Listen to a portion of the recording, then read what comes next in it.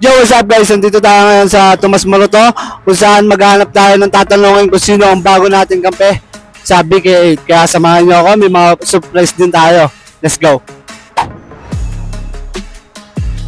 Yun! Nandito si Kuya. Gandang gabi. Ako nga pala si Jordan Quackson. Ano pangalan nyo? Ako nga pala si Joem. Yun. Ano, pangalan pa lang. Talagang kakagwapo eh, no?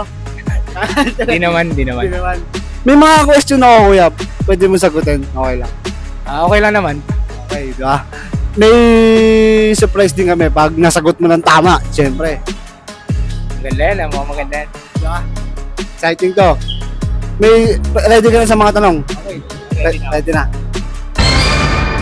Diskarte o diploma o scatter? Siyempre, scatter. Diba?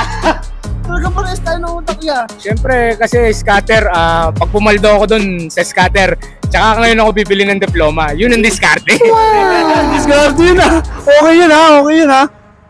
Oh, may isandaan ka na eh. Pag umabot to ng 3 tama, may 1,000 kaya. Okay lang. Okay. Okay. Pangalawang question tayo.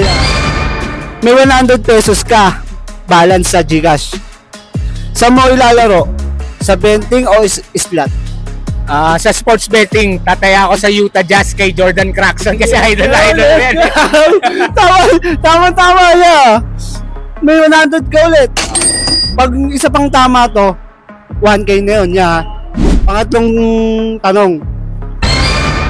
Hulaan mo ang bago nating teammate sa BK8. Parang hirap. Wala ba tayong clue dyan? Ibigyan ng clue, syempre. Para easy cash in na. Siya ay na-trade sa Northport. Batang Pier. Noong 2021. Kapalit ni Vic Manuel. Pwede pa isa pang clue? Isa pa? Oo. Sige.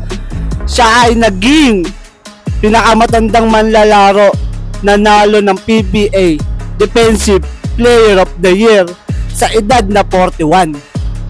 Parang kilala ko to, galing San Miguel to. Idol ko to.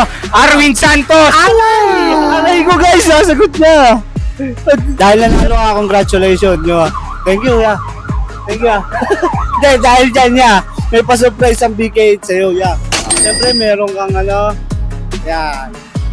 At siyempre, yung pinangako ng BK8, 1K, di ba? 1,000 pesos pare. So ano masasabi mo sa BK8? Maraming salamat sa BK8. May pang-cash na ako mamaya. Oh, let's go! Thank you.